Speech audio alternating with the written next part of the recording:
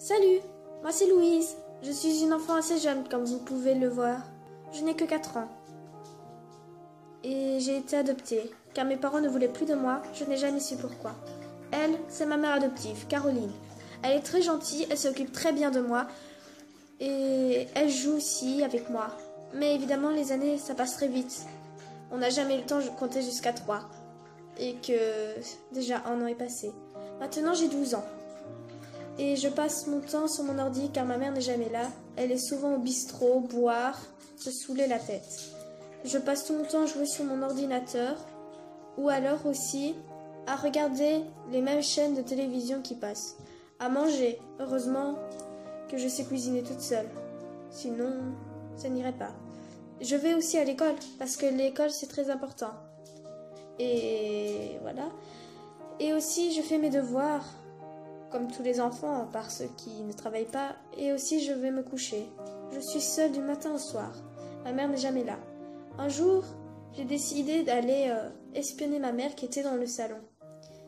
Et je vois qu'elle est avec un garçon, on va dire. Très louche. Il avait l'air très louche. Je le connaissais pas. Ma mère m'avait même pas parlé de lui. Je trouvais ça étrange. Ensuite, qu'est-ce qui est venu?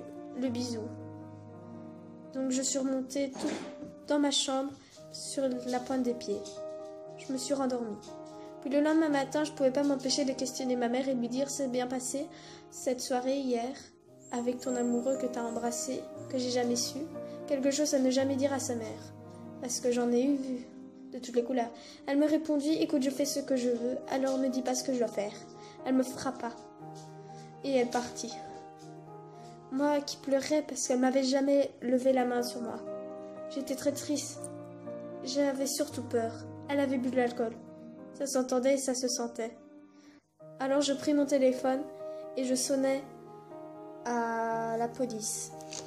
Je constatai le numéro et puis j'attendais qu'ils me répondent. Enfin, ils m'ont répondu. Ils m'ont dit « Ne vous tracassez pas, mademoiselle, on arrivera bientôt, on arrivera très vite. » Qu'ils arrivaient dans les 10 minutes. J'attendis les 10 minutes. Ensuite, j'entendais qu'on frappait à la porte. Ma mère va ouvrir et elle voit la police. La police ne s'empêche pas de rentrer. Et il se dirige tout de suite vers le salon. Et ma mère est assise dans le fauteuil pendant qu'elle discute avec les policiers qui disaient qu'il y avait une fille battue. Ma mère répondit « Mais non, c'est faux. Je ne bois même pas d'alcool, je suis toujours près d'elle. » Moi, j'arrivais. Et je disais que tout était faux. J'étais toujours toute seule, qu'elle s'occupait pas de moi. C'est vrai, un parent qui s'occupe de soi, c'est quelqu'un qui fait ses devoirs, qui fait à manger, qui conduit à l'école. Vous êtes d'accord avec moi? Donc je repartis, ils m'ont dit d'aller faire ma valise, que j'allais aller à l'internat et que ça aurait été mieux. Ma mère n'arrêtait pas de dire « Vous pouvez pas prendre ma fille ». Alors la police me suivit dans ma chambre. Et puis ma mère, évidemment, disait « Mais c'est pas possible, ils vont prendre ma fille ».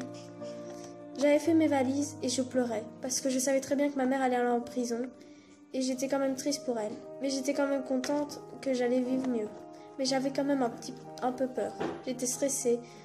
Je savais pas trop comment c'était là-bas. En bref, je partis en larmes et voilà.